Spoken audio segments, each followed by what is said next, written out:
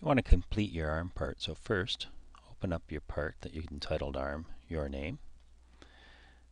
We're going to have to draw the remaining geometry for this part. So that involves simple line creation that you've done lots of practice of.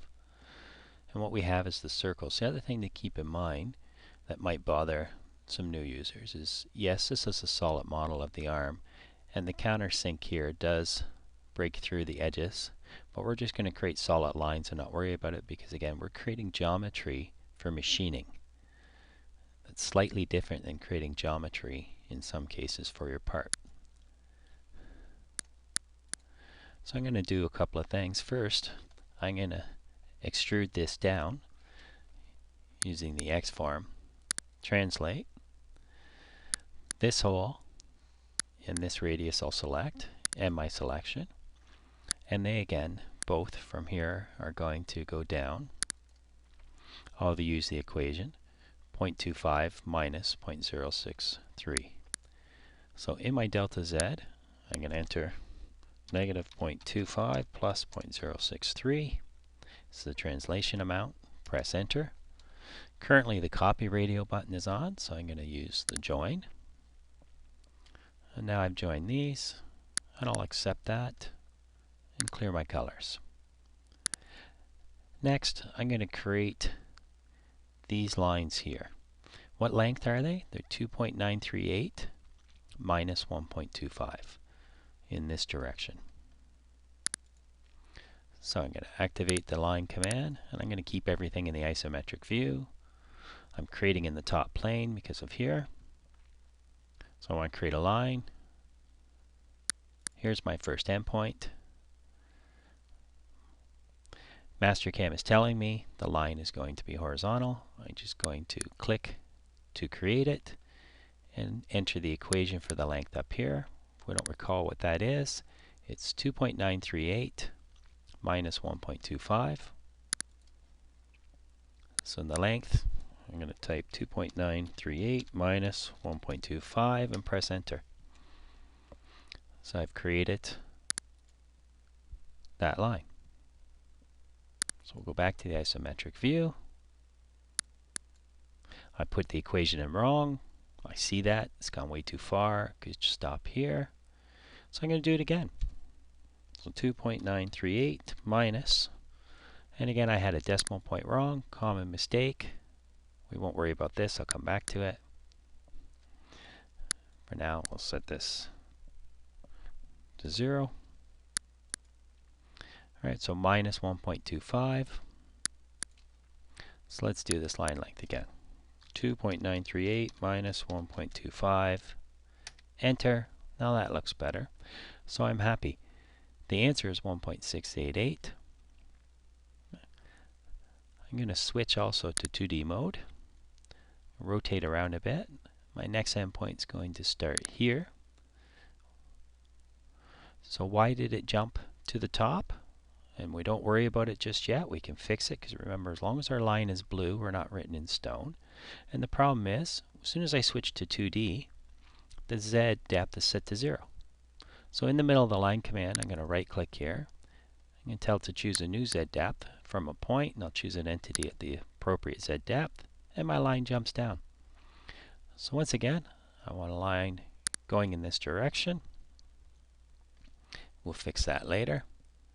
And the distance is 1.688. And let's force it to be horizontal. We do need a line here. We can trim it out at a later date. So I'm going to come back here. Make the line at the bottom now.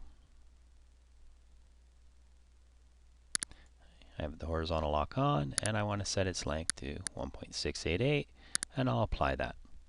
You can delete this line if you wish, or we can extend it later with a trim.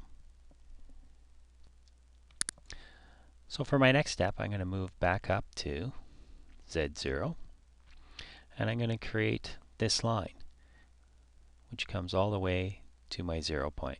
It's 3/8 wide in each case, or 2.938 long. I'm still in the line command. I'm going to switch my Z depth back to 0. you'll notice the rectangle grid moves. I'm still in line. Choose my first endpoint. I'll give it a direction here, and I'll set its length to 2.938 and press enter. So I want this line to be the same length. I'm going to exit the line command, and I'm going to use trim to point. So activate trim. Here's my trim to point. Select the line I want to trim, and I want to trim it to the 0 back here, or to this endpoint. In other words, make them the same length. I'll accept that. I'll come back into my line mode, turn off the horizontal, and create this line. Now this comes down for 0.25. So to move this down, the 0.25, I'm going to use Xform, translate. I'm just going to translate this line and my selection using the join. I'm going to go negative 0.25 in the Z. So I forgot the negative sign. I can click here and add it, or I can just flip the direction, and I'll accept that. I'll clear my colors. Next step, we're going to create this 1.25" long line.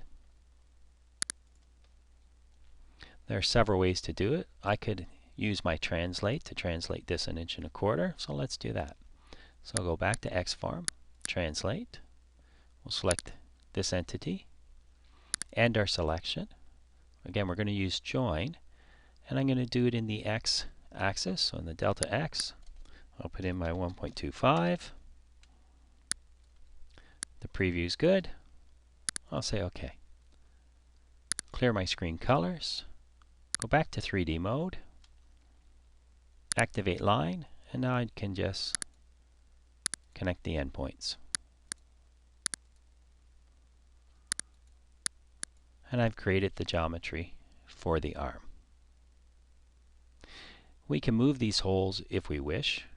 We don't need to, but let's look at the part for a second. We can do the calculation based on 82 degrees for how deep these should go, or we can just not worry about it and live with it, because when we do our machining, we can select the hole for the drill and the countersink and set the appropriate depth at that point. So we're happy with our geometry. I'm going to put it back into true isometric and save my work.